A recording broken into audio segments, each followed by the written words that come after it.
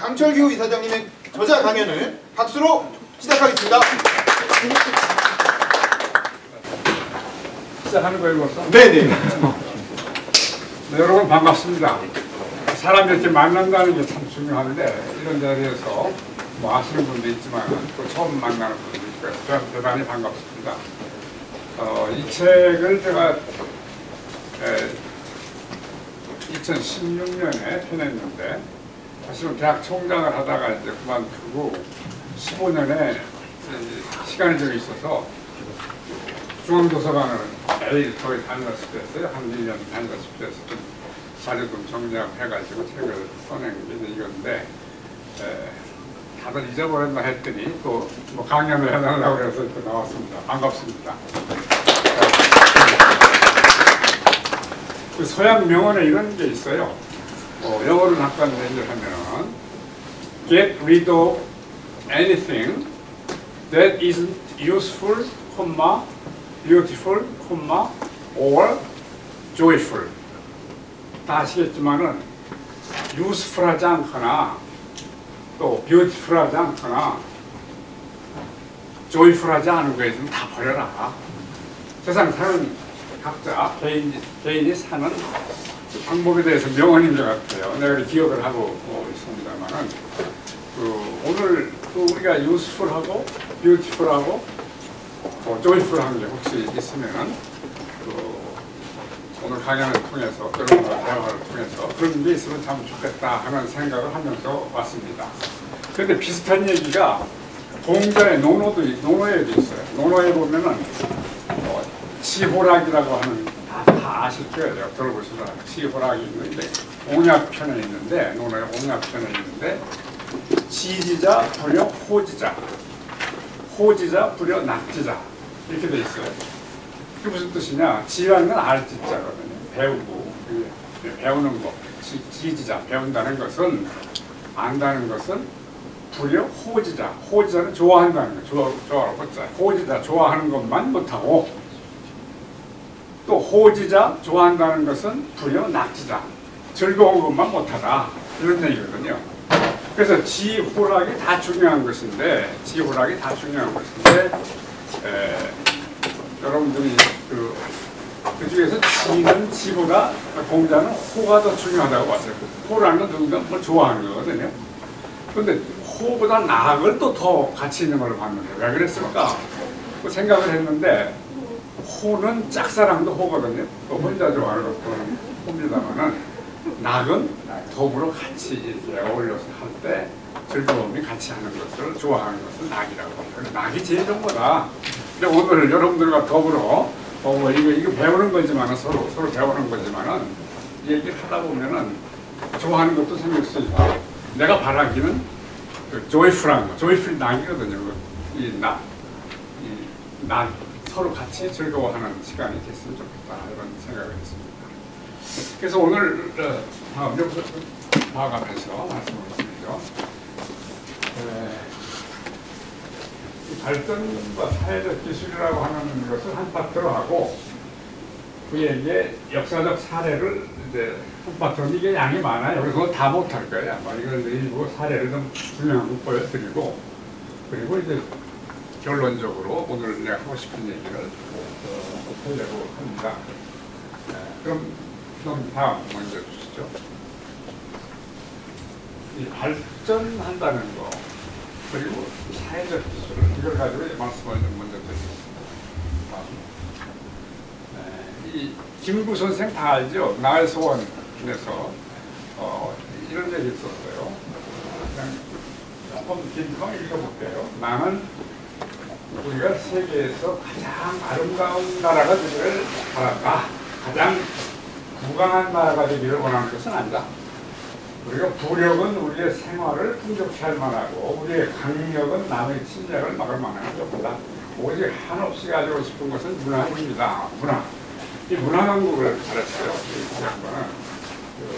이 문화의 힘은 우리 자신을 행복하게 할 뿐만 아니라 나아가서 남에게도 행복을 주기 때문이다.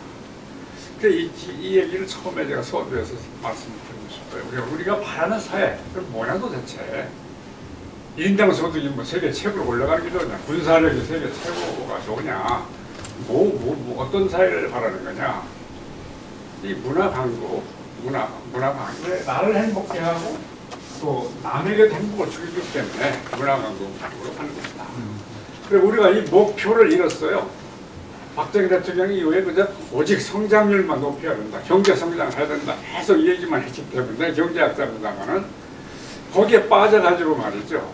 사람들이 왜 우리가 경제 성장해야 되는지를 잘 모르고 뭐 때문에 사는지를 잘 모르고 우리가 정말 바라는 사회가 뭔지 잘 모르는데 일찍이 벌써 반세기 이전에 백분 선생이 나의 소원에서 이런 얘기를 했습니다. 그래서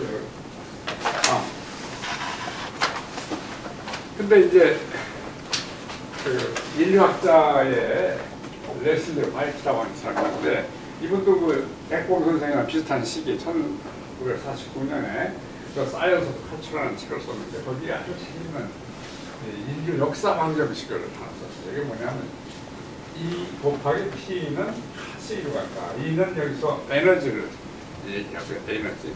사람들이 가지고 있는 에너지, 사람들이 소비하는 쓰는 에너지죠. 에너지와 P는 기술입니다. 에너지와 기술이 잘 합쳐지면은 그게 컬처가 된다는 거예요. 문화가 된다는 거예요. 문화도 여러 가지가 있죠. 여러분 잘 아시다시피 놀이 문화도 있고 의식주와 같은 그 생활 문화도 있고 교육 문화도 있고 뭐 여러 가지 뭐 군사 문화도 있고 여러 가지 문화가 있는데 하여튼 이 문화가 다양한 문화가 에너지와 사람이 가지고 있는 에너지와 기술이 합쳐지면 생겨난다는 거예요.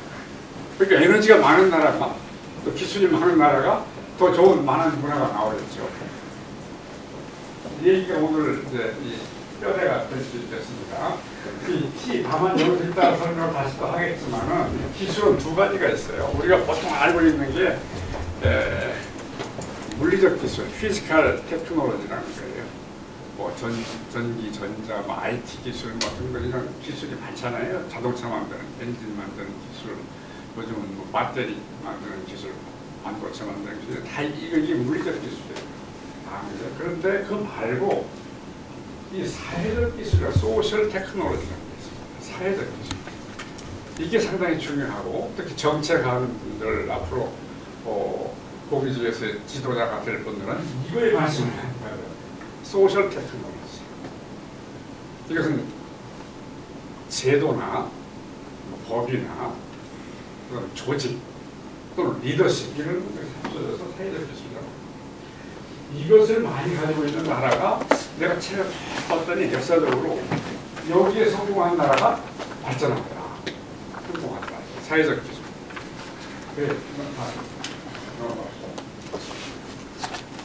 그래서 제가 김구 선생이 얘기한 문화 강국이라는 것은 발전하는 나라라는 이렇게 생각해요. 문화 강국이 된다는 건 발전하는 나라는 문화 강국이 되는 것이다. 그렇게 생각하는데 이것을 그 인류가 지향하는 가치를 실현해서 행복하고 역동적인 사회가 되면은 그게 이제 발전하는 나라고 문화 강국이고 그렇지 않겠는가. 그래서 뭐 이 경제학을 혹시 하신 분들은 이런 공식을 가끔 쓰는데 내가 그냥 써봤어요. 칼초는 이 문화라고 하는 것은 에스너 펑션이니까 뭐의 함수냐면 E와 T 함수다. 아까 그 레슬리 화이트 얘기를 좀 반영을 해서 에너지를 얼마나 많이 우리 사회 개인의 에너지도 있지만 우리 사회 에너지가 있어요. 사회의 에너지를 어떻게 역동성을 많이 일으키게 하느냐. 르네상스에서도 역동성이 많이 나왔지만 그런 에너지의 함수다. 에너지가 많으면 다양한 문화가 나올 수 있다. 이런 얘기고 또 거기에 맞는 기술, 특히 사회적 기술이 있으면 에너지도 커지고 이런 것도 생기니까 뭐 그런 얘기를 오늘 주로 하려고 합니다. 근데 다행히 이걸 숫자로 이 사회 발전 지수라는 걸 계산하는 사람이 있어요. 이안 모리스라고 하는 사람이 2010년에 왜 서양이 지배하는가 이런 책을 썼어요. 그 책에서 이렇게 두꺼운 책인데 하여튼 선사시대부터 오늘날까지의 서양과 동양의 사회 발전 지수를 계산했어요. 이 사람이. 계산해가지고 봤는데 사회 발전 지수 4가지가 들어가더라고요. 품목이. 첫째는 1인당 에너지 소비량이 에너지입니다. 1인당 에너지 소비량이 동양이 많았냐 서양이 많았느냐 이걸 점수로 하는 거예요. 그 다음에 이제 군사력, 그 다음에 도시 인구의 조직력을 도시 인구로 봤는데 도시화율을 본 거예요. 도시화율을. 그래서 요즘 우리나라 인구가 자꾸 줄으려고 하잖아요. 출산율도 고령화 사회가 되면서 고령자는 많아지는데 출산율이 줄고 결혼하는 사람도 적어지고 그래서 이 인구가 줄어드는 것은 발전하는 데는 좀 떨어지는 거죠. 인구가 많아서 도시가 많아지고 하면 조직력도 생기고 서로 관계가 좋아서 사회가 발전하는 도시, 에너지, 군사력, 도시, 거기다 정보, 기술 얼마나 많은 정보를 가지고 있습니다. 이 4가지 지수를 각각 이거 250점, 이거 250점, 250점, 250점에서 합치면 1000점이죠. 1000점을 놓고 동양하고 서양을 이 사람이 비교했더라고요. 비교했더니 541년 동양이 서양을 추월했어요. 그 전까지는 서양이 계속 추월하다가 541년에 로마가 망하면서 그쪽에 이제 서양 동양이 추월해가지고 1773년 산업혁명이 막 일어날 때 서양이 다시 동양으로 추월합니다. 그리고 재밌는 건 2000년에 서양이 1000점 만점에 886점, 동양은 556점 해서 서양이 앞서가고 있어요. 근데 이 사람은 2103년이 되면 동양이 앞지른다, 서양을 앞집니다. 이렇게 지금 전망, 이 책의 전망을 하고 이게 이제 그 책에서 내가 사진을 그냥 찍어갖고 온 건데 이쪽까지 사회발전 지수가 0에서부터 200까지 지수를 만들어 놓고 이후에는 더 올라가면 이제 1000점까지 올라가는 거죠. 이쪽으로는 이제 이게 서기 기원전 서기 1년, 2년에서 1000년, 1900년 이건 기원전 1000년, 1600년인데 여기 보면은 서양이 까만 거, 서양이니까 동양이 밑으로 쭉 가는데 여기 보면은 되게 이 기원전 1600, 1000년 이때 서양이 다 계속 앞서가요. 여기까지고. 근데 541년쯤 되면 여기서 바뀌어서 동양이 앞서가요. 당나라, 송나라, 이 시대였죠. 앞서가요. 프랑스라. 그러다가 이 산업혁명이 일어나는 1773년 이 무렵에 서양이 쫙 올라가기 시작해가지고 올라가는데 다음 점수 혹시 관심 있는 사람은 보시라고 했는데 서기 1세기에 동양 서양이 43점, 동양이 34점이고 1300년에 42점, 서양이 30점 나갑니다. 그러다가 이제 2000년을 제일 가장 최근 걸 해놓은 건데 886점 서양이 미국의 군사력이 이게 어디입니까? 군사력이 세 번째인데 군사력이 엄청나게 높아요. 서양 250점, 동양은 12점밖에 안 되니까. 근데 지금은 달라졌을 거예요.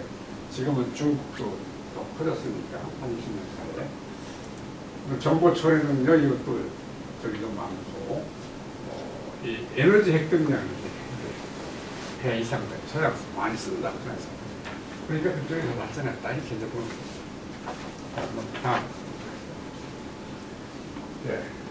다음.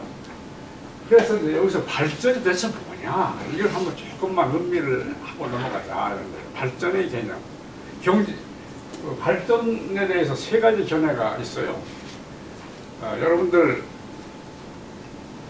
경제 그게 없다고 그랬어요? 네. 보통 여러분들 생각에 우리나라 발전한다 하면 경제 성장이 높고 1인당 GNP가 지금 3만 불이다, 4만 불이다 이렇게 발전이라고 다 생각해요. 당연한 걸로 생각하죠. 박정희 대통령 시절에 이게 산업화 시작할 때부터 워낙 가난했기 때문에 경제 성장하면 그걸 발전 이렇게 생각을 해왔다고요. 난 그게 잘못됐다고 늘 생각을 했어요. 발전이라 경제 성장은 발전의 중요한 항목이긴 한데 그걸 발전이라고 하면 그저 그 이윤 추구 많이 해서 돈만 많이 벌면 그게 발전 아니냐 이렇게 생각할 수 있는 건 아니다. 그렇게 하나 있고, 그 다음에 1998년에 아마티아 세니라가 노벨 경제학상을 받은 사람인데 이런 책을 써가지고 자유의 확대, 사회 구성을 한 사람 한 사람들의 자유가 확대되는 것을 발전이다. 이렇게 썼어요. 책 이름 자체가 자유로서 발전해. 디벨롭먼트 앤 프리덤. 경제학자인데 이렇게 썼어요. 이걸 한국에 왔었어요. 양반이 와서 세미나 때 갔었는데 하여튼 이 발전과 인간이 향유하는 실질적 자유를 확대시키는 것이다. 진보를 1차적으로 사람들의 자유가 증진되었는가 여부에서 평가되어야 합니다. 경제 성장이 많이 돼서 꼭 발전이 아니고 가난해. 이 사람 책에는 또 무슨 방글라데시, 파키스탄 이런 데가 더 행복하고 발전했다 이렇게까지 생각을 하는 사람들이 사람은. 그러니까 그 사람들이 행복하게 살면 그게 발전이지. 소득이 뭐 1인당 소득이 얼마가 뭐 이게 아니다. 1인당 소득 3만 불이 됐는데 매일 쌈만 하고 앉았고 이러면 되겠어요? 이게 무슨 발전이야? 고통스럽다. 뉴스 보기 고통스럽다고 사실은 요즘. 여러분은 안 그럴지 모르겠는데 저는 좀 그렇더라고요. 그래서 그게 발전이 아니다. 사회 갈등이 심하고 싸우고 불편하고.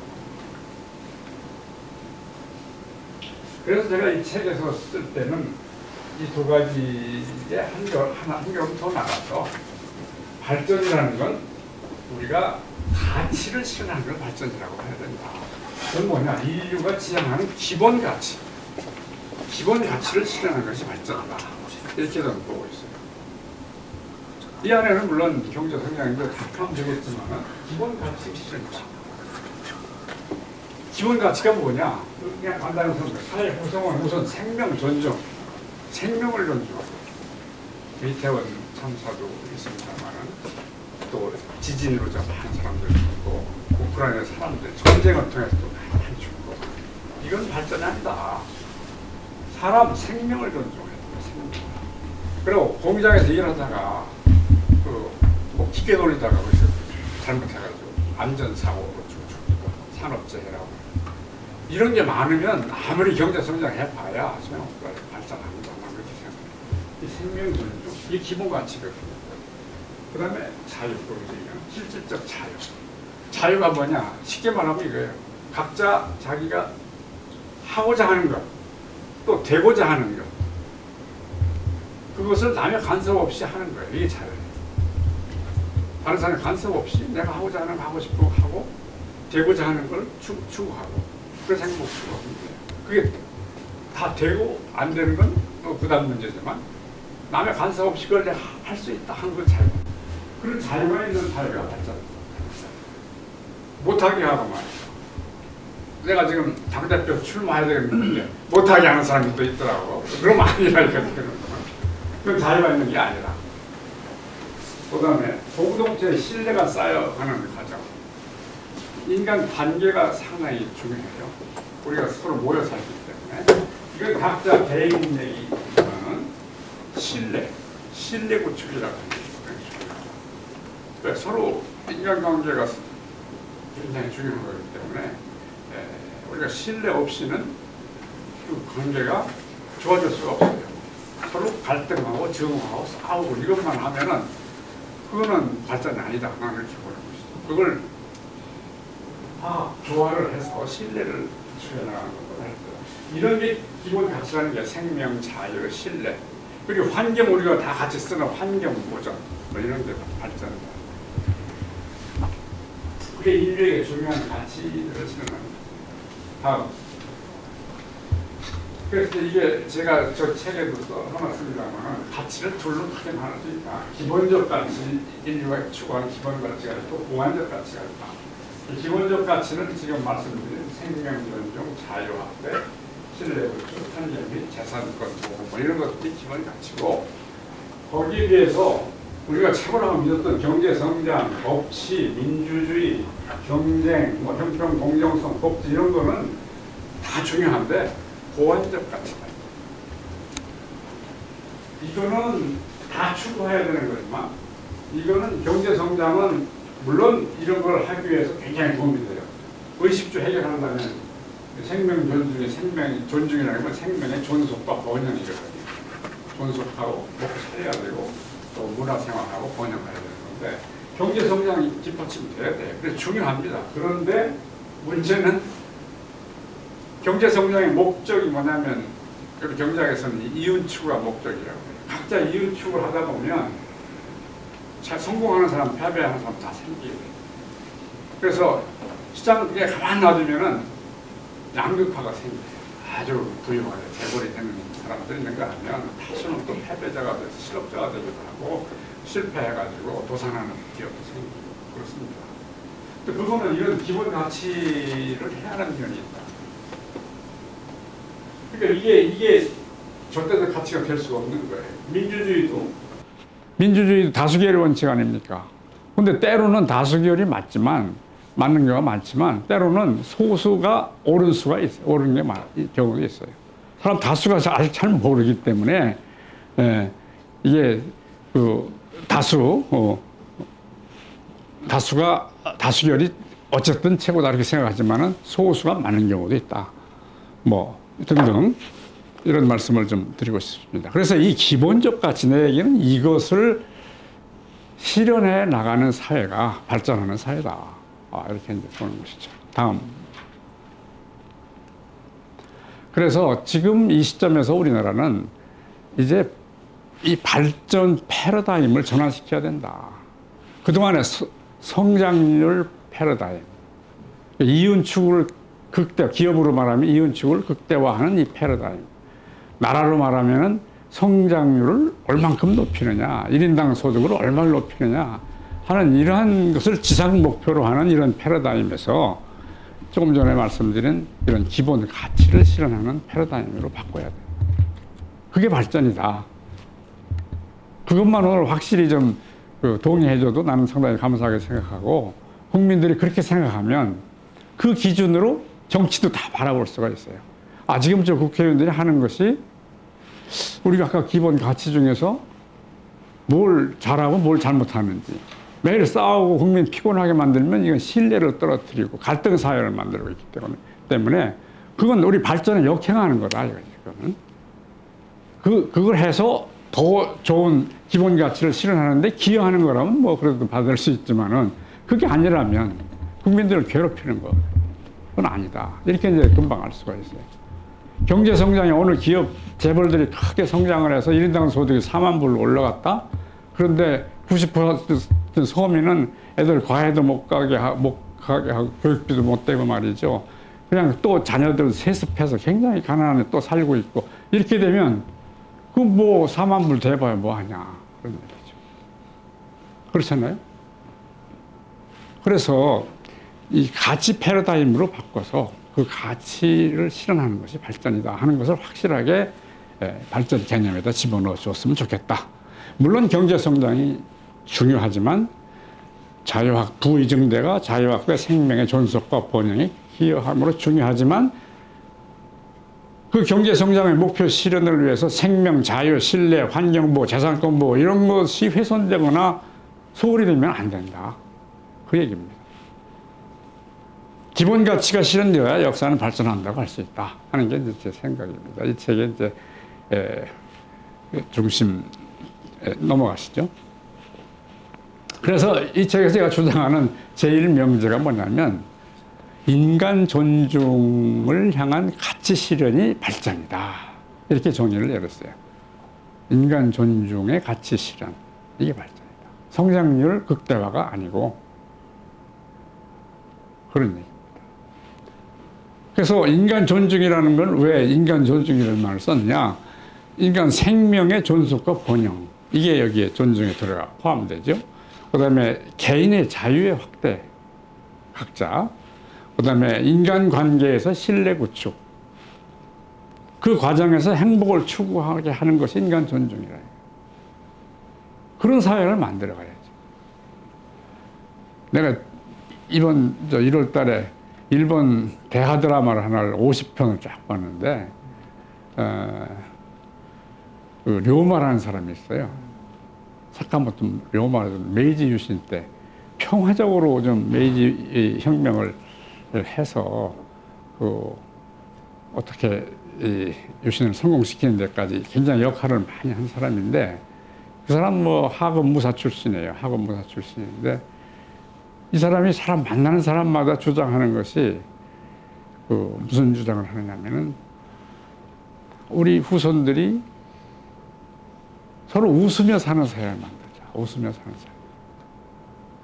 어떤 그 당시에 이제 페리오가 일본에 들어왔는데, 페리오하고 협상을 하는데 막부가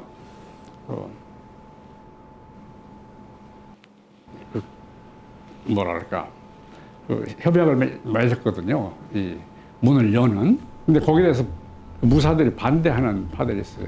존왕양이 해가지고 싸우자 하는 사람도 있고, 뭐 그랬는데, 이 사람은 좀 기회주의자 같이, 우리가 능력도 없는데 싸워서 뭐하냐. 우리가 힘을 기른 다음에, 우리가 힘을 기우는 게 먼저다. 뭐 그래서 배 맞는 해군을 만들어가지고 조련하는 훈련도 하고 뭐 하는데, 그런데 앞장을 서기도 하고 뭐 했던 사람인데, 이 사람이 하여튼 여러 사람 만날 때마다 하는데, 네가 바라는 사회가 뭐냐? 우리가 웃으며 서로 사는 사회, 믿고 서로 웃으며 사는 사회. 이게 이제 우리가 바라는 사회다.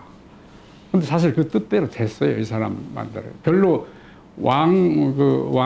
천황파하고 이쪽에 막부파하고 싸우지 않고, 심하게 싸웠지만은 심하게 많은 희생하지 않고, 대정봉환이라고 그래서 막부가 가지고 있던 권한을 천황한테 주고 입헌 군주국으로 만들어가. 그게 메이지 유신이거든요. 그게 성공을 했는데, 그 사람이 바라는 사회라는 게 인간 존중 사회더라고요. 모든 사람이 웃으며 하여튼 재밌게 사는 사회. 그렇게 간단해요. 사실 인간 존중이 그런 뜻이다. 그래서 생명 자유 신뢰, 따라서 인류의 기본 가치를 실현하는 것이 인간 존중이며, 이를 실현하는 나라가 발전하는 나라고 문화 강국이다. 이렇게 저는 믿고 있습니다. 다음 좀 해주시죠. 그래서 그냥 내 생각으로 그냥 막 쓴 건 아니에요. 그 기본 가치에 대해서 이미 존 로크라고 하는 영국의 철학자죠. 1689년에 통치론을 썼는데, Two Treatises of Government라는 정부의 그 책에 보면은, 우리는 다음을 자명한 진리로 받아들인다. 모든 인간은 평등하게 태어났고 조물주로부터 남에게 양도할 수 없는 권리들을 부여받았는데, 그게 생명과 자유 그리고 행복을 추구할 권리가 있다. 이렇게 이 사람이 이미 얘기했어요. 그거로 계속 이게 인용됩니다. 모든 사람한테서 말이죠. 나는 이제 생명과 자유 거기 떠왔지만은 신뢰라는 건 내가 못했어요. 신뢰, 그렇죠. 트러스트, 인간 관계에서 중요하다. 다음에 넘어가시죠. 미국 독립선언문에서 1776년인가요? 독립선언문의 전문에 보면 이게 그대로 나와 있어요. 우리들은 다음과 같은 것을 자명한 진리라고 생각하지, 모든 사람 평등하게 태어났으며 조물주는 몇 개 양도할 수 없는 권리를 부여했으며, 권리 중에는 생명과 자유와 행복 추구가 있다. 그리고 이 권리를 확보하기 위해서 인류는 정부를 조직했으며, 이 정부 정당한 권력은 인민의 동의로부터 유래하고 있는 것이다. 또 어떤 형태의 정부든 이러한 목적을 파괴할 때는 언제든지 정부를 변형 내지 폐지하여 국민의 안전과 행복을 가장 효과적으로 가져올 수 있는 그런 원칙의 기초를 두고, 뭐 이런 전문에 들어간 독립선언문에 제퍼슨이 기초했거든요. 근데 어떤 책을 보니까 제퍼슨이 누구한테 인용했다는 것도 안 쓰고 자기 말처럼 썼어요. 그래서 제퍼슨이 존 로크 이 말을 인용한 거거든. 인용했었는데 그대로 독립선언문을 다 받아들였어요. 그래서 다음. 그래서 그럼 어떻게 이런 기본 가치를 실현할 수 있나 하는 게 이제 관심이 되지 않겠습니까? 그래서 여기서 이제 제가 그 사회적 기술이 참 중요하다 하는 얘기를 하려고 합니다. 다음.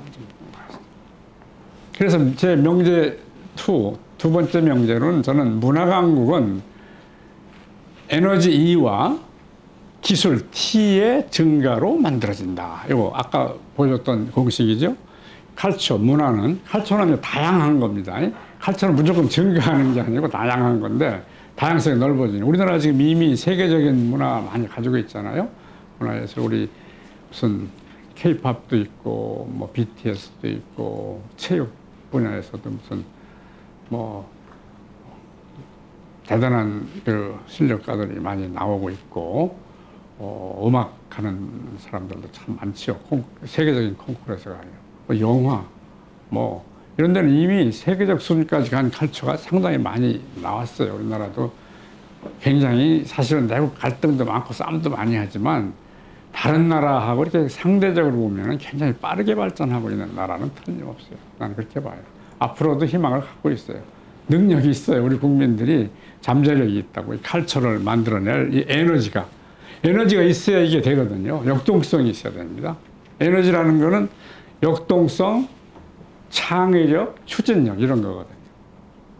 그 에너지를 북돋우게 하는 게 이게 정치 잘하는 거예요. 국민들의 에너지를. 국민들의 에너지를 짜증내하고 아유 참 실증난단 말이지. 뭐 뉴스 보기 싫다. 왜들 정치가 다른 데는 다 그 1류급인데 정치는 2류, 3류, 뭐 4류라고 그러나? 4류 된다. 뭐 이런 얘기를 하는 이유는 국민이 지금 자꾸 앞서가고 있거든요. 국민들이 이렇게 만들어야 돼. 정치도 잘하게 만들어줘야 된다. 이렇게 생각을 합니다. 그런데 요 T 안에 물리적 기술과 사회적 기술이 있다 하는 것을 제가 말씀을 드리는 거예요. E는 역동성과 창의력, 추진력도 T는 물리적, 이 사회적 기술에 나는 주목하고 싶다는 거죠. 이 ST는 제도, 또 이를 집행하는 조직, 또 이 조직을 시행하는 리더십 등 사람을 움직이게 하는 기술이에요. 사회적 기술. 쉬워요. 사람을 움직이게 하는. 나는 히딩크 감독을 가끔 예를 들어요. 이 설명을 하다가. 히딩크 감독이요. 제도를 하나 바꿨어. 우리나라 그때 2002년이죠. 2년 월드컵에서 우리가 4등까지 올라가는 기적적인 그런 일이 벌어졌었는데 어떻게 그렇게 가능했냐. 세계적인 선수도 별로 없는데. 그랬더니 선수를 뽑는 제도를 바꿨더라고. 그전에는 자기 동창, 자기 뭐 아는 연줄 후배 뭐 이런 사람들만 그 대표로 뽑았는데 그게 아니고 이 사람은 정말 실력 있는 사람들 각 팀 자기가 돌아가면서 축구하는 거 보고 그 중에서 뽑아낸 거지. 뽑아서 그 선수들을 가능성 있는 선수를 모아가지고 선수 선발 방법을 제도를 바꾼 거예요. 이게 제도죠, 제도. 그리고 리더십이 있어. 그 애들 선수들을 아껴주고 그 훈련 방법을 자기 프로그램 다 짜가지고 제대로 하고 뭐 자기 동생처럼 자식처럼 막 이렇게 해줬잖아요. 공 하나 딱 박지성이 넣고 나면 막 뛰어가서 히딩크 끌어안고 난리 났잖아요. 그 아주 끈끈한 뭘 만드는 게 리더십이죠. 리더십도 여러 가지가 있는데 그런 리더십이 있더라고요. 이런 게 바로 사회적 기술이라는 거죠. 나라 경영도 마찬가지라. 여러 가지 그 필요한 제도를 만들어요. 뭐 연금 제도, 무슨 제도, 뭐 이런 거 요즘 문제인데 그걸 어떻게 잘 만들어서 국민의 지지를 받을 수 있겠는지. 부동산과 관련한 무슨 뭐 여러 가지 정책이나 제도 이런 걸 잘 해야 돼. 잘못 해놓으면은 굉장히 이 에너지를 확 떨어뜨려 버려요. 사회가 쫙 가라앉죠. 네, 다음. 명제 3. 그래서 이 에너지는 E는 신분평등, 소득 증가, 권력 분산, 신뢰와 협력을 통해서 증가하며 이들은 ST, 사회적 기술에 의해서 실현된다. 나는 이렇게 보고 있는 거예요. 사회적 기술에 의해서. 신분이 평등하지 않으면 그 사회는 어떤 사회든지 침체합니다. 우리나라 조선시대가 노비 사회거든요. 노비. 양반 상놈이 사는 공상이 만약 신분 차별이 있는 데다가 플러스 노비 사회였어요. 노비 사회. 그런 사회에서는 에너지가 안 나오죠. 신분제도가 개선이 안 되면. 이 책의 역사적 사례에서는 이 신분제도에 관한, 신분 이동에 관한 제도를 바꿔서 발전했던 나라들 사례를 좀 많이 모아서 썼습니다. 그 참고로. 그 다음에 소득 증가는 뭐 당연한 것이고, 경제 성장해야 되니까. 권력 분산이라는 건 뭐냐면, 견제와 균형, 삼권 분립 뭐 이런 거예요. 견제와 균형이 잘 돼야 사람들이 권력의 독점, 독재, 정치의 독재, 이걸 막을 수 있는 것이고, 또 기업에서 말하면 가반에서 지배구조를 좀 잘 만들어 줘야 독점을 막을 수가 있는 것이고, 공정제도가 잘 돼야 그 중소기업, 뭐 새로 일어나는 잠재적 기업, 이런 기업들이 다 성장할 수 있는 게 아닌가 이렇게 생각을 합니다. 그래서 이러한 권력 분산이 중요하다. 그다음에 신뢰와 협력, 반부패 제도라든가 말이죠. 투명해야 되거든요. 50억 받는 게 이게 맞나? 무죄인가? 뭐 이런 문제가 지금 국민들은 그냥 상식이 맞는 거예요, 사실은. 상식으로 보면 이게 조사를 제대로 수사를 안 했구나 하는 걸 느낌을 받죠. 그런 게 다, 신뢰와 협력을, 신뢰를 안 줘요, 그게, 신뢰를.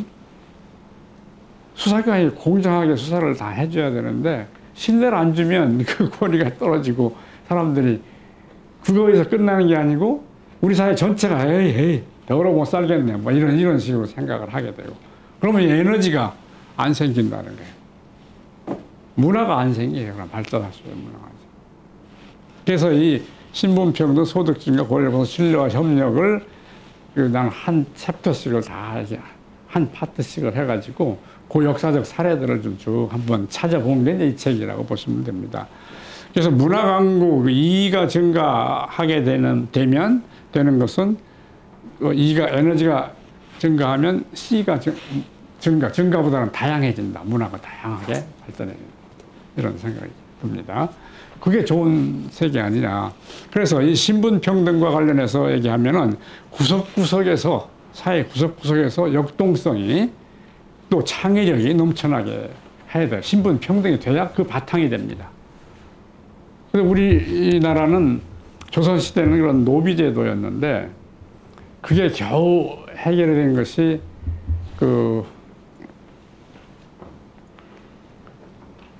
동학 농민전쟁에서 이제 주장을 했죠. 평등하게 하자 하는 걸 했지만은 그게 실현이 안 되고 일제가 끝난 45년에 해방이 된 후에 정부 수립되고 농지개혁을 해서 지주 소작 제도가 해체되면서 평등하게 됐어요. 처음으로 우리나라가. 그러면서 우리나라가 산업화, 민주화, 평등 위에서 이 에너지가 생겨가지고 너도나도 뭐 옛날에는 소작인들 아들은 농지에서 떠나질 못했는데 그게 해체되니까 아무리 가난해도 전부 서울로 어디로 뭐 교육할 수 있는 곳, 공장 갈 수 있는 이런 곳으로 다 가가지고 청계천에 쫙 천막 치고 살면서도 교육시키고 공장 보내고 막 이랬단 말이죠. 열정이, 에너지가 생기니까 그렇게 되는 거예요. 그 사람들이 산업화에 엮고 그 사람들이 결국 민주화에 또 주역들이었고 여기까지 온 거죠. 물론 거기에 이제 정부 정치인들이 또 뭐 제도를 만들고 정치를 잘 하고 해서 뭐 이렇게 된 면도 있지만은 그 지도자 때문에 된 거라고 보기는 내가 보기에는 이거다 이거지. 에너지, 국민의 에너지를 키워준 것 때문에 그렇다 이렇게 보는 거죠. 역동성. 그다음에 뭐 역동성이니까 도전 정신, 탐험 정신, 포용, 열정 이런 게 생기게 하는 게 그다음에 소득 증가. 이건 기본 수요와 문화와 수요를 둘로 나눴어요. 기본 수요는 의식주입니다. 의식주를 해결할 만큼 먹고 살고 있고 할 만큼 이 소득이 증가, 성장을 해야 된다는 것이고 플러스 문화적 수요. 문화적 수요 아까 얘기한 여러 가지 그런 놀이문화에서부터 뭐 교육문화 뭐 등등 여러 가지 문화적 수요를 충족할 수 있는 부의 증가가 필요하다 하는 것이고 그것도 이 ST에 의해서 가능하다는 거 보는 거죠. 이 펠프스라는 사람이 이것도 노벨 경제학상을 받은 분인데 이 사람이 매스 플라리싱이라는 우리나라의 대번영의 조건 이런 책으로 번역이 되어 있는데 이 책에서 무슨 얘기를 하냐면은 모든 소득계층이 자생적 혁신, 자생적 혁신은 우리나라의 풀뿌리에서부터 이 중소기업들이 조금만 혁신 막 하잖아요. 전부 혁신을 하는 그런 사회가 돼서 이 자생적 혁신을 통한 번영이 이루어져야 이 매스 플라리싱이 돼가지고 사회가 번영하게 되고 부유하게 되고 또 이 에너지가 늘어서 결국 문화가 발전한다 이런 얘기인데 그 사람은 펠프스는 자생적 혁신을 한 근대에 와서 자생적 혁신을 한 나라는 두 나라밖에 없다는 거예요. 영국하고 미국밖에 없다는 거예요. 일본 뭐 유럽 할 거 없이 모두 그 기술을 빌려다가 조금 고치거나 뭐 해가지고 산업을 일으켰다. 우리나라도 마찬가지예요. 캐치업이라고 그래. 따라잡기 한 거예요. 따라잡기. 근데 우리가 지금 필요한 건 따라잡기 플러스 자생적 혁신을 할 때가 된다.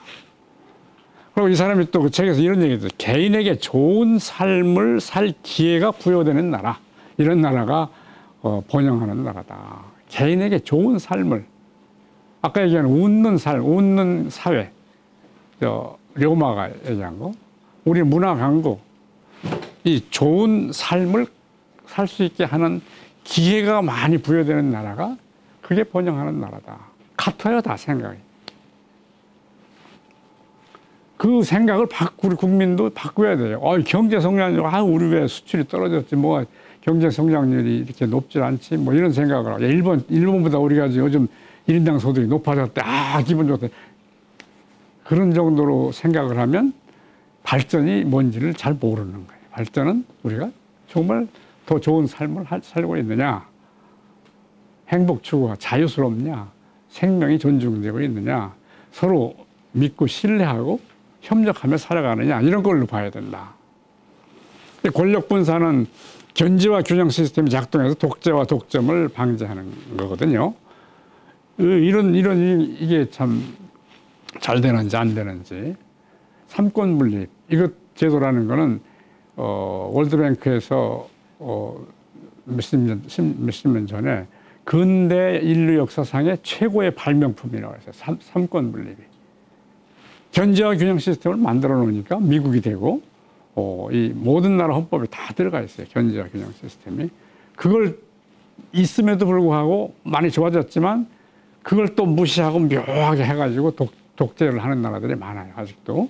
근데 그런 걸 실질적으로 견제와 균형이 작동하도록 만드는 게 중요하다. 그것도 사회적 기술을 가지고 할 수 있다는 것이고, 신뢰와 협력, 반부패, 법치, 공정성 이런 것을 이루어서 안정 속에서 지호락을 추구한다. 아까 처음에 내가 잠깐 얘기했지만은 지, 아는 거와 배우는 거, 그다음에 호, 좋아하는 거, 그다음에 낙, 즐거움을 추구하는 거. 이를 실현하는 사회적 기술, ST를 누가 어떻게 만들어냈는가? 이건 역사적 경험을 통해서 볼 수 있다 해서 이 책에서 이제 2장, 3장, 4장, 5장 해서 4챕터를 바로 이 신분평등을 하는데 어떤 제도들을 써서 역사가 세계사회 속에서 보면 발전한 게 있느냐, 소득 증가를 해서 어떤 기술들을 가지고 발전했느냐, 권력 분산, 또 신뢰 협력, 어떤 제도, 어떤 사회적 기술로 일으켜서 성공했느냐 하는 예를 좀 쭉 내가 역사를 찾아가지고 정리를 해놓은 게 그 챕터 4개입니다. 다음. 기왕에 뭐 사회적 기술 얘기가 나왔으니까 이건 조금 더, 이것도 내가 그냥 꾸며낸 얘기가 아니고 이것도 논문들이 많이 있습니다. 사회적 기술, 소셜 테크놀로지는 일정한 목표를 달성하기 위한 제도, 조직, 운영 능력이다. 영어로 이렇게 되어 있고요. 제도는 룰 오브 게임이야. 게임 법칙이야. 제도라는 게 결국은 사회에 적용되는 게임 규칙이고, 조직은 플레이어입니다. 제도를 집행하기 위해서 만든 기구. 그다음에 운영 능력은 리더십 또는 시스템이에요. 이게 잘 되면 아까 얘기한 그 에너지가, 사회 에너지가 창출이 되고 역동성이 생기고 문화가 발전한다. 그게 발전이다 이거야. 경제 성장이 발전이 아니라. 그 얘기를 하고 싶은 겁니다. 네, 다음. 이것도 뭐 사회적 기술에 관한 얘기인데, 이게 원래 논문 여기서 처음 나왔어요. 리차드 넬슨이라는 사람이 이제 2003년에 피지컬 앤 소셜 테크놀로지에서 콜롬비아 대학에서 넘어가십니다. 이거는 참고로 보시고, ST로 역사를 바꾼 사례들, 여기서 뭐 내가 쭉 일부만 뽑아가지고 오늘 가져왔는데, 그걸 다시 요약한 게 몇 가지만 먼저 말씀을 드리고 시간 되는 데까지 그 사례들을 한번 좀 보겠습니다만은, 이 고대 페니키아인들이 이 지중해를 통해서 주문 배달 결제 등 교역을 했어요. 페니키아인들이 알파벳을 창조했는데 그 무역 때문에 만든 거예요. 미리 주문 받아서 나중에 대금 받고 결제하려면 뭘 기록을 해놔야 되는데 그게 없잖아요. 그래서 문자를 발명한 겁니다. 그게 이제 알파벳입니다. 알파벳. 그다음에 이 아테네 시민법과 로마의 해방노예자, 이게 처음 신분이동에서 이걸 예를 들었던 건데, 아테네 페리클레스라고 하는 참주가 있었는데 이 사람이 시대가 BC 한 400년 되거든요. 이 사람이 파르테논 신전도 만들고 하여튼 아테네 번영에 최고 잘했다는 참주예요. 그런데 그 사람이 법도 하나 만들어 시민법을 만들었어. 그런데 거기에 아주 치명적인 잘못을 저질렀어요. 뭐냐, 그 조항 하나에 이런 게 있습니다. 시민법에. 아테네 시민 간에 결혼을 해서 낳은 자식만이 아테네 시민이다 이거야. 그러니까 아테네 사람이 그 주변에 다른 뭐 스파르타 사람하고 결혼해서 낳은 자식은 아테네 시민권을 안 줬어요. 그렇게 되니까 어떤 문제가 생겼냐? 그부터 20년, 30년 후에 청년 인구가 확 주는 거야. 청년 시민 인구가 주는 거예요. 그래, 아테네 인구가 그때 조사가 하나 있어요. 얼마가 나오느냐면은 44만 명 인구 중에서 청년이 한 4만 명 정도. 10%가 좀 안 됐죠? 근데 그걸 로마하고 비교를 해보면은, 로마는 해방노예제를 어디 정복을 하고 와서 노예를 많이 잡아오면은 가정 로마 시민들한테 나눠줬거든요. 그 노예들을. 근데 그 가정에 들어간 노예들이 이 집사처럼 일을 잘해서 가구의 그 부를, 가게를 늘려주고 그러면은, 고맙단 말이에요, 주인이. 그러면 해방시켜요. 그것도 세리머니를 해서, 너는 우리 오늘 가문에 언제 와가지고 무슨 일 했기 때문에 해방시킨다 하는 해방노예제를 받아들였어요, 로마가요. 그렇게 해서 한 사람이 로마 그 공화정기 한 50만 명 정도는 해방노예. 근데 로마의 유적들을 가보면은 그 돌무덤 이런데 아주 자신만만하게 나는 해방노예 아무개다. 어떤 일로 해서 몇 월 며칠에 해방노예. 이런 게 많습니다. 그래서 해방노예를 하니까 열심히 일하는 거야, 노예들도. 그래서 그 인구가 마키아벨리가 아니고 몽테스키우가 그걸 하나 썼어요. 로마 흥망에 관한 얘기 썼는데 거기에 그 통계가 나오는데요. 로마 공화정 말기에 인구조사관을 보니까 거기도 로마 시에 한 44만 명, 45만 명 인구인데 거기는 청년이 11만 명이에요. 11만 명. 아까 아테네는 4만 명 아니었습니까? 그러니까 청년 인구가 확 줄어버렸다는 거, 아테네. 그래서 아테네는 그 후에 멸망을 하고 로마는 계속되는 거죠. 로마 공화정. 그게 시민권 제도 하나 잘못 만들어서 소셜 테크놀로지 하나 잘못 만들면서 이렇게 훌륭한 페리클레스 참주였지만 결국 아테네를 멸망시키기까지 만들었다. 뭐 이런 얘기. 그다음에 로마에서는 이 로마가 정복을 하고 나오면은 여러 가지 전승 무슨 포획물들이 많이 있잖아요. 그걸 갖다가 나눠주는 거를 귀족들만 자기들만 막 갖고 그러니까 시민들이 화가 나서 BC 495년에 그 몬스 사케르라고 산이 있는데 몬스 마운틴이 아니에요. 그 사케르 산에 올라갔어요. 시민들 다 올라가서 안 내려오는 거라. 근데 뭐 한 달, 두 달 안 내려오니까 1년 동안 안 내려와요. 가만히. 우리 요구를 들어달라. 귀족들이요. 뭐 이거지. 귀족들 자기들끼리만 다 전승물을 다 나눠 갖고 말이야. 그러니까 그래가지고 안 내려오니까 하다 안 돼서 그 귀족들이 항복을 했어요. 내려와라. 우리가 호민관 제도를 도입해 줄 테니까. 호민관 뭐 5명, 10명씩 뽑아서 너희들 백성들 이익을 대변하게 해주겠다. 이 제도를 도입하는 거예요. 제도도. 이 시민들이 항거해서 얻는 제도도 있어요. 그리고 그 후에 또 BC 290몇 년에도 또 산에 올라가요. 산에 올라가서 화남은 시민들이 데모합니다. 안 내려와. 그러니까 또 내려와라. 집정관 한 사람 줄 테니까. 집정관이 이게 행정관이거든. 다스리는 사람인데 원래 귀족만 했는데 그 한 사람을 더해서 일반 서민 중에서도 한 사람 뽑아주겠다. 그 집정관 일명을 시민으로 뭐 뽑는다. 이런 일이 계속 들어오는데 이런 공화정의 견제와 균형을 사실은 달성한 거죠.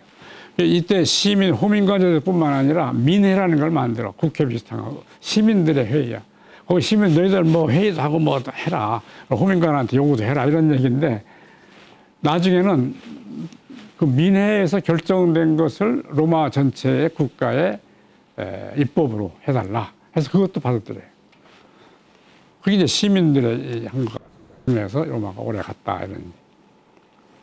그 다음에 이게 참 중요한 또 사회적 기술인데, 르네상스. 르네상스는 우리 역사상, 인류 역사상 인간과 자연에 대한 인식이 확 바뀌어버린 그런 시대였어요. 그게 뭐냐? 중세만 하더라도 모두 죄인으로 태어나가지고, 종교에 그저 평생 기도하고 용서를 빌고 속죄하고 하다가 간단 말이죠. 그게 인생이었어요. 그래서 그 중세 시대의 그림을 보면 전부 어둡고 원근법이 없고 신이 준 그대로 태어날 때부터 그런 죄인으로 태어난 사람들 막 그런.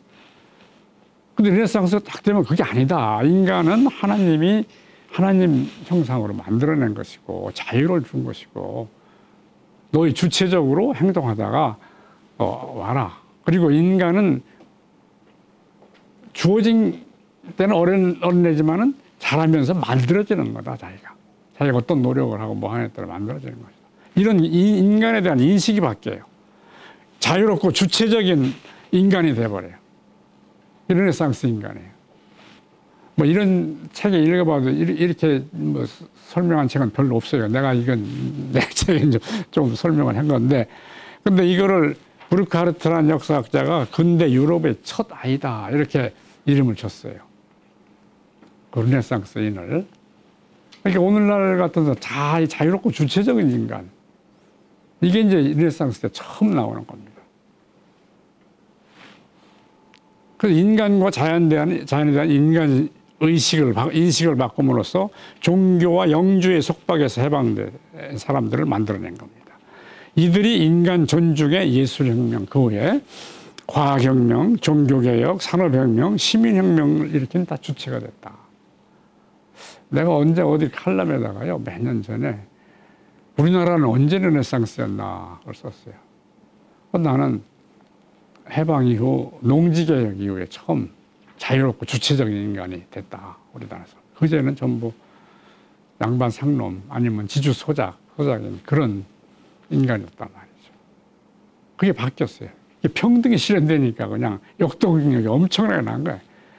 아무리 가난해도 막 뛰고 행복했다고도 해요. 또 그때 사람들은. 지금 나이 먹은 우리 또래 뭐 80대, 90대 이렇게 된 사람들은 그때를 향수를 가지고 있거든. 가난하고 힘들었어도 역동적으로 일한 게 향수로 남아있는 거야. 그게 혹시 여러분들 부모 세대에 우리 때는 그냥 안 그래, 너희들 왜 인마 이렇게 하고 그냥 그런 얘기 들었을지 모르는데 좀 이해해 줘야 돼요. 그 향수를 가지고 있어요. 그때 자기가 역동적으로 막 뛴 그 기분이 살아있는 거죠. 그러니까 이 자유롭고 주체적인 시민들이 만들어지는 것이 이때다, 르네상스다. 그런 르네상스에 그런 의미가 있는 거죠. 세계 역사에서 이때 이제 이런 여러 가지 혁명들의 씨앗이 만들어지고. 그 다음에 또 16세기 말 네덜란드에서는 주식회사, 주식시장제도 뭐 이런 게 막 생겨나요, 처음으로. 기업이 생산하는데 오늘날은 뭐 당연한 거지만은 이런 게 처음 생기니까 그 나라가 확 발달하는 거예요. 이게 16세기 후반, 17세기 전반이고 네덜란드가 세계를 지배하죠. 세계 무역을 다 동인도에서 해가지고 여기까지 왔다 갔다 하고 말이죠. 영국의 1688년 명예혁명이 성공하면서 의회제도가 이제 왕권을 견제하는 의회가 딱 생겨가지고 사유재산권 제도가 확립이 되고 또 왕이 가지고 있던 여러 가지 독점권을 의회 승인을 받도록 시장제도가 좀 발전하기 시작하고 그래요. 그래서 이 명예혁명 이후에 영국의 산업혁명이 일어나는 거예요.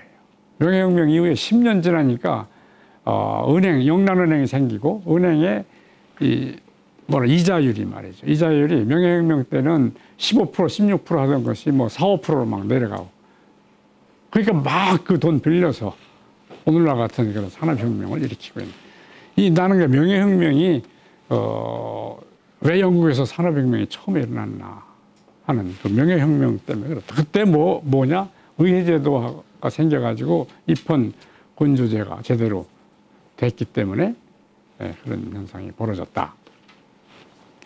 굉장히 중요한 거죠. 이건 1215년에 그 마그나카타 대헌장 서명한 거에서부터 약 400년 후에 명예혁명까지 계속 싸웠어요. 왕하고 의회하고 싸워서 성공한 것이 이제 명예혁명인데, 그래서 영국에서 먼저 산업혁명이 일어났다.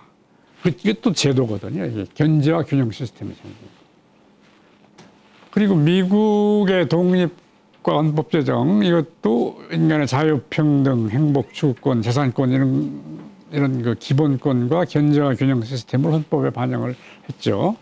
그다음에 이 링컨 대통령이 노예 해방 전쟁, 남북 전쟁을 선언해가지고 했는데 북의 승리로 이 노예 없는 평등 사회 실현한 다음에 이민도 급증하고 기술 혁신도 일어나고 세계 주도권이 영국에서 이제 미국으로 넘어가죠. 이게 상당히 전쟁까지 하는 큰 그 결단을 해서 한 겁니다만은 게티스버그 전쟁에서 그 북군이 10만 명, 남군이 7만 5천 명 이렇게 싸웠는데 5만 명이 죽었어요. 그러니까 많이 죽은 거지. 그런 희생을 치르면서까지 전쟁을 할 필요가 있었는가? 나는 그런 생각을 했는데 사실은 그 이후에 이 평등 실현이 완성이 됨으로써 세계를 주도하기 시작하지 않았나 이렇게 저는 생각을 합니다. 이렇게 엄청난 전쟁도 어느 경우는 한다 이거죠. 소위 사회적 기술을 실현하기 위해서 말이죠. 이성계가 이 1391년 전제개혁을 하는데요. 그 시절에 아직은 이제 건국하기 전인데 소위 그 고려 말기에 명문 그 세력이 있는 가문들이 전부 농민들을 자기 토지 겸병을 해가지고 독립적인 농민들을 자기 전호로 만들어요. 그러니까 소작 비슷하게 자기. 근데 이 전호가 어떤 농민하고 다르냐면 농민은 국가에다가 세금을 내는 사람들인데 이 전호가 되면은 그 지주한테 내는 거예요. 세금. 그럼 여격도 안 해요. 이 사람들은 그냥 노예처럼 그 국가에 대한 여격을 안 해요. 그래 고려 말이 되면은 그 과거 시험 받고 들어온 신진 그 관료들에게 이 녹봉을 줄 수가 없어. 돈이 없어가지고. 그런 상황이었어요. 그러니까 이 보통 문제가 아니라 전직에 정도전이 주도해서 했는데 정도전은 굉장히 과격하게 했어요. 계민 수전 해가지고 그 토지를 전부 조사하고 백성 수를 다 세어서 백성에다 한 사람 한 사람 얼마씩 다 나눠주는 그야말로 사회주의적인 그런 방법을 하려고 했었어요. 근데 그건 안 받아들이자 어떤 사회도.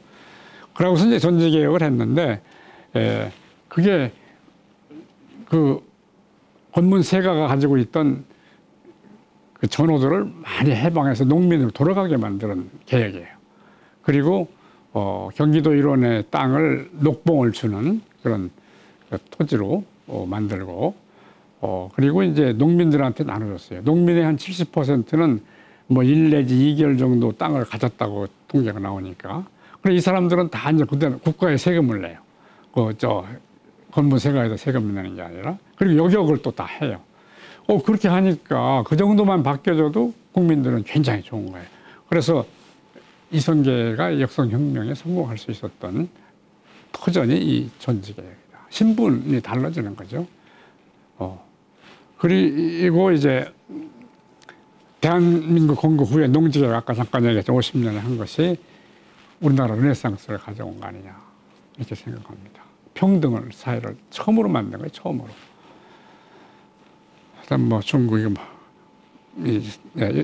반부패 싱가포르하고 이 홍콩이 도시국가긴 한데 그래도 이 70년대 이후에 아주 투명한 국가로 10위권 안에 막 들어가요. 반부패 지수를 따져서 10위권 안에 들어가면서 지금 뭐 선진국 대열에 다 들어섰습니다.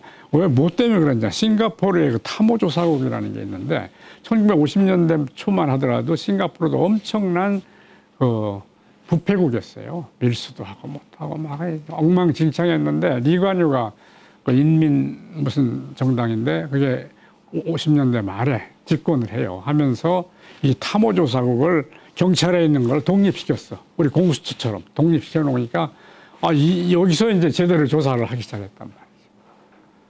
그때도 리관유 리더십이 상당히 중요했던 거는 타모조사국 리관유도 자기 그 동창 친구를 경제부 장관을 시켰는데 하루는 장관이 집에 전화가 왔더라는 거야. 리관유 전.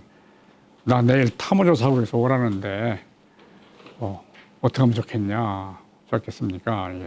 리관유가 가서 조사받아 그래. 이튿날 아침에 보니까 죽었어요. 자살했어요. 방에서. 그게 쫙 알려지고 나서부터는 타모조사국의 권위가 확 올라가가지고 부패가 없어졌어요. 지금까지 아주 깨끗합니다. 유지하고 있습니다. 홍콩이 74년까지 아주 부패했어요. 홍콩은 경찰국이 다 하는데 그 경찰청에 고디바라고 하는 그 영국 사람이지 사람이 경감을 하고 있는데 73년인가 그때 뇌물 한 홍콩 달러 400만 달러를 먹고서는 영국으로 도망가 버렸어요. 그래서 시민들이 막 데모하러 나왔어. 나오니까 할 수 없이 잡아오라고 해도 안 잡아와요, 경찰이. 그러니까 계속 시민들이 데모한 거야. 그러니까 그때 홍콩 누구야? 이름 잊어먹었지만은 하여튼 그 총통이 저걸 만들어줬습니다. 위원회를 만들어서 이걸 조사해가지고 해결하라. 그 위원회에서 뭘 결정했냐면은 가서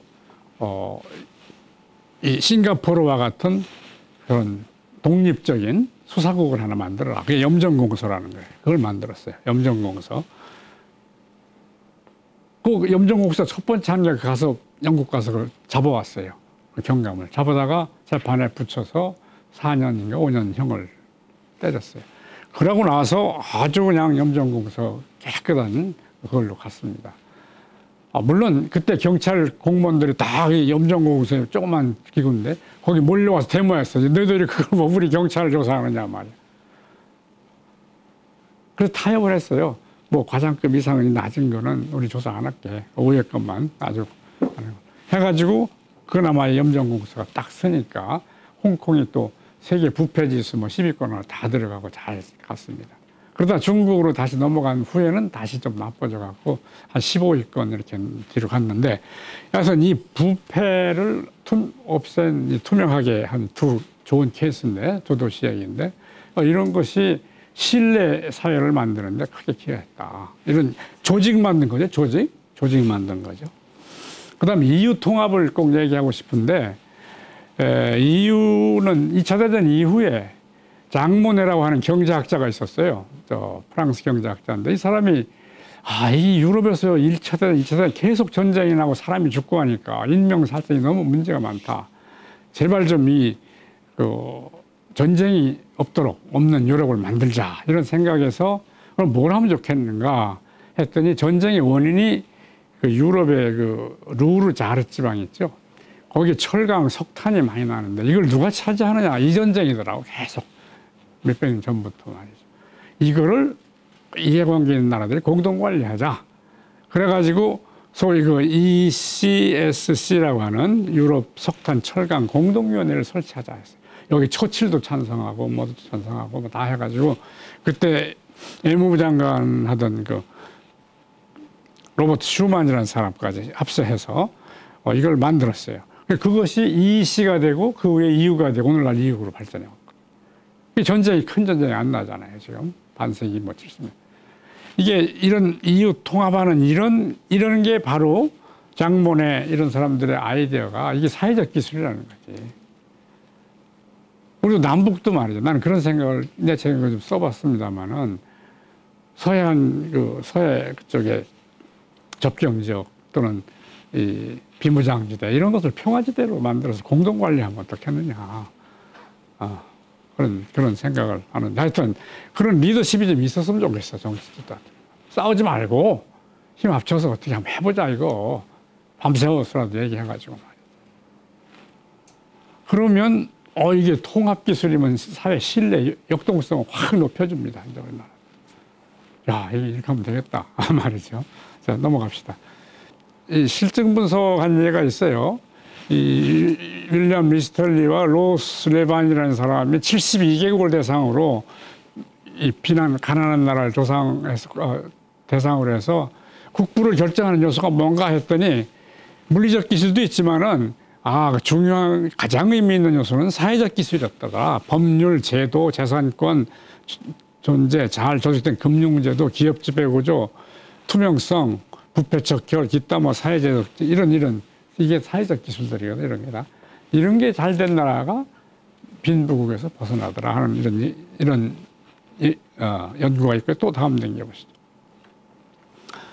맥킨지 글로벌 인스티튜트에서도 90년대 후반 미국의 생산성이 막 올라가고 성장률이 좋았어요. 이게 이유가 뭐냐? 다른 사람 다 IT 기술이 그때 막 발달해서 그렇다 이렇게 통설로 얘기를 했는데 그게 맞나 하고 검증을 해봤더니 그게 아니고 실제는 회사를 스스로 조직하고 관리하는 방식이 변하더라. 바꿔 말하면 사회적 기술이 혁신이 있어서 그렇더라. 이런 결론을 낸 게 있습니다. 다음에 또 넘어갑시다. 이거는 이제 이 데이비드 와일이라고 하는 경제 성장론이라는 교과서를 쓴 사람인데 이 사람 얘기도 그래요. 경제 성장을 하려면은 자본, 노동 이런 생산 요소도 많이 증가해야 되고, 그리고 또 생산성이 올라가야 되는데 생산 요소가 증가해서 되는 것이 이 성장률 차이 중에 58%가 되고 나머지 이게 생산성이고 42%가 생산 요소 증가 때문에 생겼더라. 근데 이 생산성 증가하는 이 부분이 사회적 기술이 많이 들어가는 겁니다. 생산성. 그래서 생산성은 생산 요소를 또 효과적으로 하는 물리적 기술의 수준과 사회적 기술 수준 좌우된다 하는 것이 실증 무성에 또 넘어가십시다. 에이스모울루하고 로빈슨 이건 많이들 봤을 거예요. 왜 국가가 실패하는가 이런 건데 여기 한 나라 빈부를 결정하는데 경제제도가 핵심적인 역할을 한다. 제도가 포용적 경제제도를 가진 나라가 발전하고 그다음에 착취적 경제제도를 가진 나라는 망한다 하는 거를 여러 역사적 사례를 이 사람들도 봤어요. 서양에서. 넘어갑시다. 이 달라 앤드 크레이라는 사람이 법치와 성장이 어떤 관계가 있는 것을 봤어요. 그래 봤더니 넘기시죠. 네, 그림을 한번 보면. 네. 그걸 조사해 봤더니 여러 나라들 이 룰 오브 법치가 잘 된 나라는 이게 성장률이거든요. 법치가 잘 안 된 나라하고 법치가 잘 된 나라하고 성장률 차이가 90년대 이건 1%가 좀 안 되잖아요.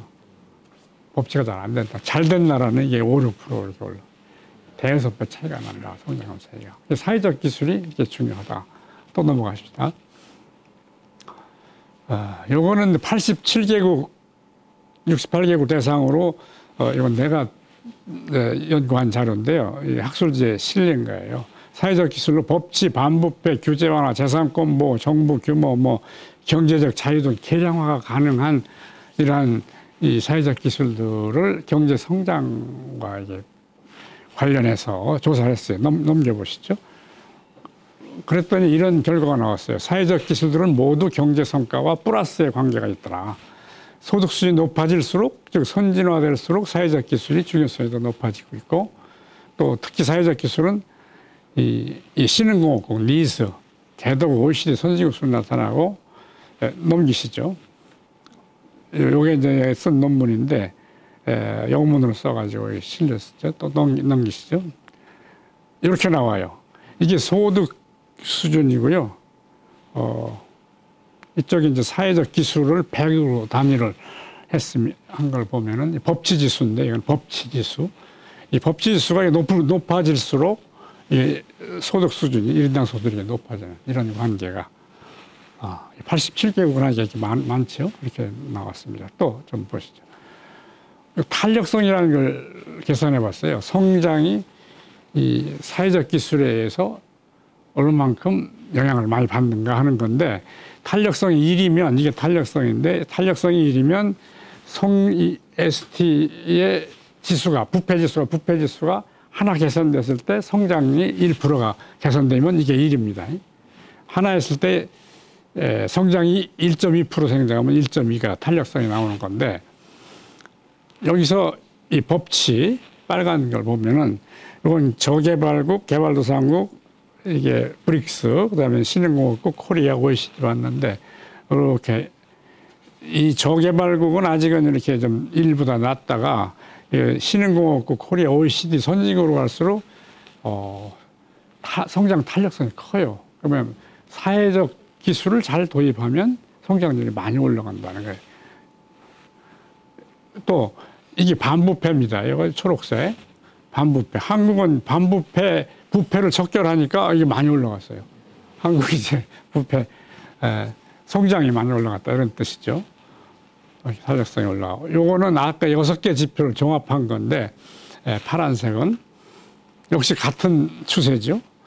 그리고 이 보라색은 IT 기술. 이거는 피지컬 테크놀로지, 물리적 기술이에요. 이거는 IT 기술은 그 탄력성이 오히려 개도국에서는 뭐 비슷하거나 조금 높은데 선진국으로 갈수록 이거보다 이 사회적 기술이 성장 탄력성이 더 높더라.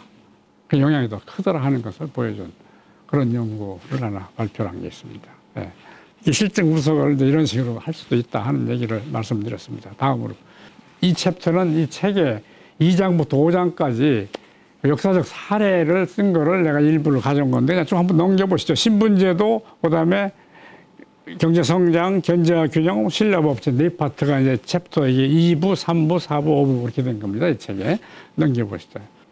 1500년대 콜럼버스가 이제 그저 발견한 후에 1500년대에는 스페인의 시대였습니다. 세계가 최고 강국이 스페인이었어요. 스페인이 이 세계를 지배했다. 무역 함대도 있고 막 그랬죠. 그러다가 네덜란드로 넘어가요. 세계 무역 중심이. 그러다가 영국으로 넘어갑니다.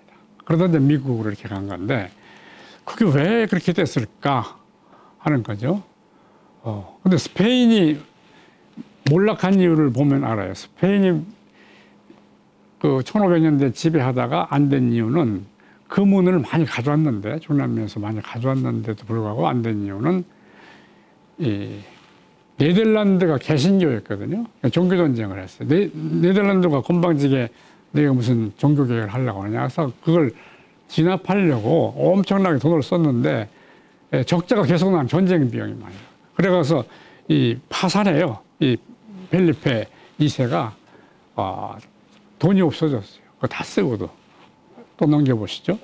그것도 그거지만은 그나마 들어온 금은을 갖다가 이 상공인이나 이런 데 그 사람들이 쓰는 게 아니고 성당 치장하는 데 다 썼단 말이에요. 스페인 가보면 전부 금 칠해놓고 다 해놨잖아요. 그쪽에 다 썼어요. 비생산적인 성당 정개축이나 성상 등 내부 여기에 많이 썼다는 얘기예요. 근데 여기서는 하여튼 이 상공인 재산권 사유재산제도 이런 걸 확립하고 상공인 그다음에 산업 자본가 이걸 육성을 안 했어요. 영국은 헨리 8세가요. 교황하고 싸우는 바람에 그 스토리는 뭐 시간 없어서 얘기 안 하지만 하여튼 싸우는 바람에 자기네들의 종교 개혁을 했죠. 파문당하고 뭐 해서 자기 이혼을 허가 안 해준다 그래가지고 이렇게 된 거예요. 헨리 8세. 그런데 헨리 8세가 그 덕분에 수도원 뭐 이거 카톨릭 재산을 다 흡수해 버렸어요. 몰수했어. 몰수해가지고 자기 친척이나 왕들 주변에도 나눠줬지만 상공인들한테 나눠줬어. 그래서 1500년대 헨리 8세 때부터 상공인이 큰 돈 안 들이고 성장을 합니다, 영국에.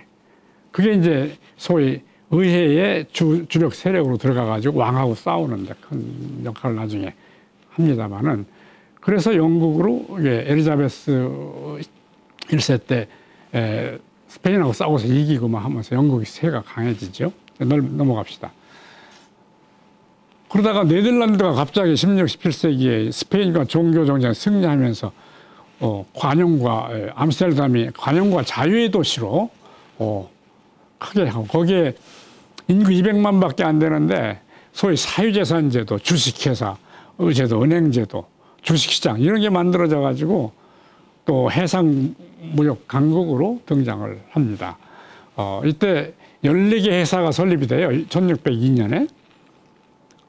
향료무역에서 동인도 회사들 중심으로 하는 겁니다만은 선두를 지키죠. 근데 전성기 때 네덜란드 선박수가 16,000척. 그 다음에 금융업 외에 해운업, 조선업이 발달하, 당연히. 영국 선박의 4분의 1 네덜란드 조선사가 다 만들었다. 인구 200만밖에 안 되는데.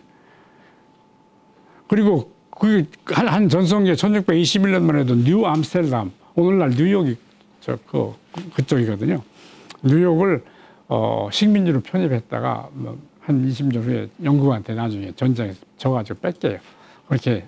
그래서 지금 뉴욕이 됐습니다만은, 네덜란드가 번영했어요. 넘어가시죠. 그래서 이게 이제 경제학하는 사람들이 이걸 조사하는데 1500년, 1820년인데 네덜란드 인구가 95만 명, 1700년에 190만 명 되죠. 근데 그 다음에 230, 여기는 영국이 394만 명에다가 856만, 여기도 많이 증가는 했지만은 이 네덜란드가 1700년까지는 많이 증가합니다. 그러고 이제 1700년 산업혁명 할 때 이때는 영국 2124만 명으로 증가하는데 네덜란드는 증가를 안 하죠. 전쟁에서 한 3번 해서 너무 규모가 작아서 네덜란드가 이제 조금 후퇴하고 영국이 앞서가지 않나 하는 생각. 넘겨보시죠. 1인당 소득으로, 1인당 GDP로 보면 확실해요. 1500년대에 네덜란드 761달러에서 1700년대 2131로 한 3배 늘었죠. 그러다가 1800년대는 줄어요. 1838불로. 근데 영국은 714역에서 1200으로 약간 증가했다가 산업혁명 나니까 1700으로 확 늘잖아요. 그래서 영국의 시대로 갔다는 걸 알 수 있는 것이죠. 넘어가시죠. 네, 우리나라 박제가도 교육 확대 주장을 했다. 북학이가 우리나라 경제 원론책, 훌륭한 책이라고 나는 봅니다. 넘어갑시다. 예, 박제가예요. 옹강방인가 중국의 친구가 그려준 건데, 예, 넘어가시죠. 네, 넘어가시죠. 박제가 북학이 중에 빨간 것, 이런 시정편, 상고편, 이런 데가 오늘날 경제 원론 급격인 그런 내용들이 포함되어 있습니다. 네, 들어가시죠. 견제와 균형, 이건 넘어가시죠. 아까 얘기한 로마 흥망가, 넘어가시고. 이거는 하나, 마키아벨리는 로마사 평론에서 로마는 황제의 세습이 이루어지면서 파멸의 길을 걸었다. 몽테스키에도 로마의 흥망 원인에 대하라는 저서에서 로마 공화정이 깨지고 황제가 지배하는 제정 로마로 들어서면서 민중의 견제권이 상실되었고 견제와 균형이 깨진 거죠. 끝내 로마는 멸망에 이르기 시작했다. 황제 독재로 가니까 황제를 지배하는 건 군사들이란 말이죠. 그래서 망했다 이런 얘기죠. 견제와 균형이 깨진 거. 넘어가시죠. 이게 세계은행 2008년 보고서에 보면은 삼권 분립이나 상권 분립이 보장하는 견제와 균형의 발명은 지난 수세기 혁신 가운데 가장 창의적 영향을 혁신했다. 넘어가시죠. 몽테스키우가 쓴 법의 정신에 보면 핵심 주제가 자유와 권력 분립이에요. 정치적 자유, 이 자유는 법 시스템에 의해서 보장된다. 이 자유는 전제정에서는 불가능하고 군주제와 공화정에서는 가능하나 보장되지는 않는다. 이 전 정부의 권력 분립이 이루어져야 자유가 보장된다 이렇게 했어요. 그 책에서 국민의 자유가 기본권이 권력 분립이 돼야 된다. 우리나라 권력 분립이 지금 제대로 안 돼 있습니다. 그래서 문제예요. 야, 넘어가시죠. 여기 보면은 그때 이게 만든 건 아니고 그 후에 무슨 저 클럽에서 로마 뭐지 저 로타리 클럽 비슷한 클럽에서 여기 자기들이 이걸 만들었다. 로니메드 사인한데 존 왕이 항복문서 쓴 거거든. 귀족들한테 승려들한테 귀족 승려들의 재산권 이걸 보호하겠다. 너희들 자유권을 보호하겠다. 뭐 이런 것을 강제로 사인 받은 거예요. 그게 이제 계속 싸우다가 1688년에 완전히 왕이 손들고 삼권 분립이 된 거예요. 의회가 강해져서 그때 의회는 이제 귀족들만이 아니고 중소 상공인이 많이 들어갔어요. 의회 멤버죠. 지주도 들어가고 그리고 이제 재판관의 임면권을 왕이 행사를 하는데 의회 동의를 받아라 이렇게 됐죠. 법의 동의. 그게 이제 명예혁명인데 그렇게 하고 나니까 확 경제가 크고 발견 이게 막 일어나고 그래서 영국이 산업혁명으로 가는 거죠. 사람들 그거를 잘 모르더라고. 이거는 명예혁명이고 산업혁명은 산업혁명 이렇게 아는데 경제학자 중에 다그라스 노스라는 경제사학자가 한 번 논문에 썼더라고. 명예혁명이 그거에 영국 산업혁명의 원천이 됐다. 그건 제도가 바뀜으로써 사회적 기술이 결국 산업혁명을 일으켰다. 이런 얘기가 되는 거죠. 그런데 그 제도는 1215년 그 대헌장 서명 이후부터 400년간 막 싸워온 거예요. 엄청난 그 의회와 왕권과의 싸움이 있었습니다. 의회하고 싸움의 초창기에는 한 몇십 년 동안 왕이 몇십 년이나 몇백 년 동안 왕이 의회의 소집권을 가지고 있어요. 소집을 안 해. 그냥 1년이 지나도 안 하고. 의회가 모일 수가 없으니까 여기 1258년에 이 귀족들로 구성되어 있습니다만 자기들끼리 몰래 15명이 모여가지고는 그 왕한테 요구하는 거예요. 우리 고난 이걸 걸려. 세금 너무 걷지 말자. 뭐 해라. 뭐 우리 재산권 보호해라. 이런 얘기인데 그때 모인 1258년일 거야 아마 95년인가 이런 식으로 모였는데 이것을 처음 팔리아먼트라고 그래. 이걸 의회라고 합니다. 처음 생겼다. 넘기시죠. 이제 가치 패러다임 아까 얘기한 가치 패러다임의 역사 발전과 사회적 기술에 관한 몇 가지 가설을 제가 한번 정리를 해봤는데 첫째 역사 발전에 기여한 사회적 기술 예를 들면은 인류의 존속과 번영을 가져온 생산과 분배제도, 인간의 자유권을 확대시킨 법과제도, 공정성과 예측 가능성, 신뢰와 협력을 높인 법치, 교환과 교역을 확대시킨 재산권 보호 제도 등 이런 것들이 있다는 거고 그러한 사회적 기술들은 투쟁, 혁명, 탐험, 아이디어, 정치적 합의 등 다양한 방법을 통해서 이루어졌다. 시간도 걸리고 희생도 있었습니다. 기본 가치와 수단 가치가 생겼더라. 아까 얘기한 생명 존중, 자유학과 신뢰 개척은 기본이고 나머지는 수단적 가치다. 경제 성장, 민주주의 다 수단적 가치다. 이렇게 보시면 되고 시대 정신, 특정한 사회적 기술은 특정한 역사적 시기에 나타난다.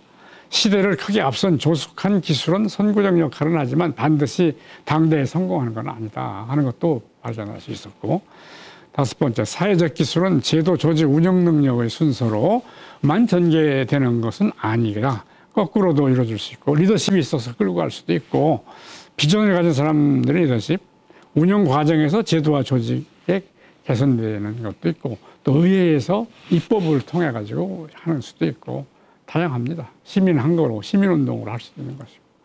네, 넘어갑시다. 이건 넘어가시고요. 그래서 인류 역사를 바꾼 중요한 사회적 기술을 내가 이 책에서 좀 다뤘던 것들은 신분이동 관련해서는 이런 것들.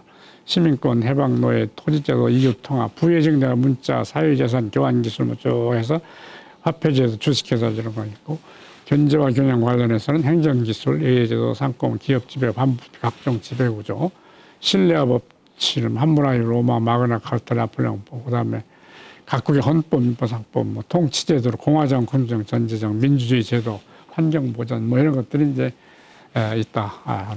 넘어가십시다. 이제 다 됐습니다. 사회적 기술이 역사를 바꾼다는 명제가 오늘날 우리 사회에 던져는 있었자면 나라 경영에 필요한 사회적 기술들에 대한 평가 기준에서 생명 존중, 자유 확대, 신뢰 구축, 저산권 보호, 환경 보호 제도 확립 등 기본적 가치의 실현이 그것이 우리 사회 발전의 목표가 돼야 된다. 그게 말이에요. 성장률 몇 프로가 목표가 아니라 그걸 이제 얘기하고 싶은 거예요. 그래서 거기에 얼마만큼 제도가 기여했느냐에 따라서 그 제도를 평가해 줄 수 있다. 사회적 기술이 잘 된 거냐 나쁜 거냐.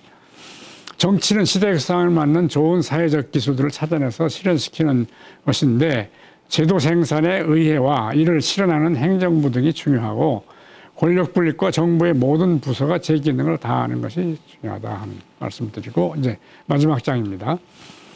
문화강국으로 가기 위해서 필요한 사회적 기술들 해서 우리 사회에 지금 필요한 게 뭘까 하는 걸 내가 그냥 이 논리 체계에 따라 정해본 건데 인간 존중을 위한 평화를 위한 통합기술 이게 참 우리한테 지금 필요한 거 아니냐. 이웃통합의 예를 우리가 잘 볼 필요가 있다.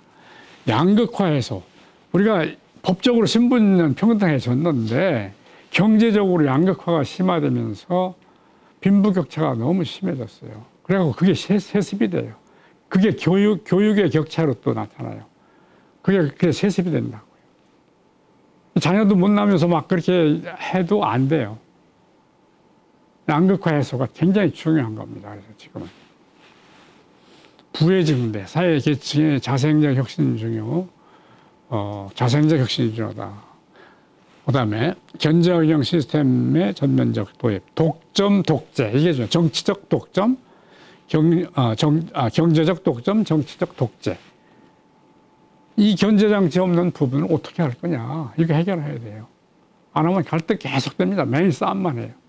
권력자들이 권력 잡으려고 싸움만 해요. 그 다음에 이게 이제 지금 4차 산업혁명과 관련해서 사물인터넷, 빅데이터, AI, 플랫폼 사업 등 미래 산업이 독점을 엄청 네트워크 이펙트에서 순식간에 엄청난 규모로 지배해버릴 가능성이 많아졌습니다. 이걸 어떻게 할 거냐? 언풀 제도를 공정거래위원회에서 법을 작년부터 준비를 했던 모양인데 이 정부는 시장에 맡기겠다 해가지고는 그걸 보유하고 있어요. 유럽이나 미국에서는 이미 만들었어요. 가령 알고리즘이라는 거 있잖아요. 네이버에서 보면은 이렇게 상품 평가가 나와요. 패션 뭐 티셔츠 하면은 1위, 2위, 3위 쭉 제일 많이 사가는 번호가 쭉 나오거든요. 이게 한 3천 건이 나오는데 그 중에서 한 대여섯 개만 쓴다고요. 그런데 재밌는 건 1위는 그냥 거기서 뽑힌 게 나오지만 2위, 5위 사이에 한 두세 개는 이름은 근사하지만 네이버 거야. 거기에 들어가 있다고요. 네이버가 만든 게. 그건 알고리즘이라고 그 순서를 만드는 방법을 조정을 해가지고 그걸 이렇게 뽑는단 말이에요. 그래서 이건 사전 규제를 해야 된다. 사전 규제를. 이 AI 시스템 이걸 잘못 조정을 해놓으면 잘못. 그래서 그런 언풀법이라는 게 있는데 그러면 규제를 잘 해야 되는데 별 생각이 없는 것 같아요.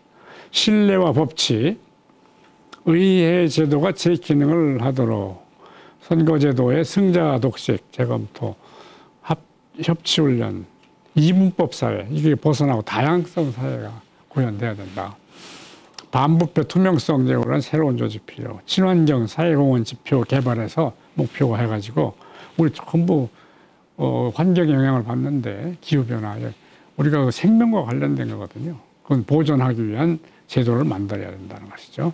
탄소 배출, 폐기물 배출 제한, 소외계층, 지역사회 균형 발전, 초기 불평등이 있어요. 타고날 때부터 빈부격차도 있고 지역격차도 있고 무슨 학력격차도 있고 뭐 다양한 하여튼 그런 격차가 있는 격차 사회로 가는 것을 이 초기 불평등을 좀 고쳐야 되는 거 아니냐.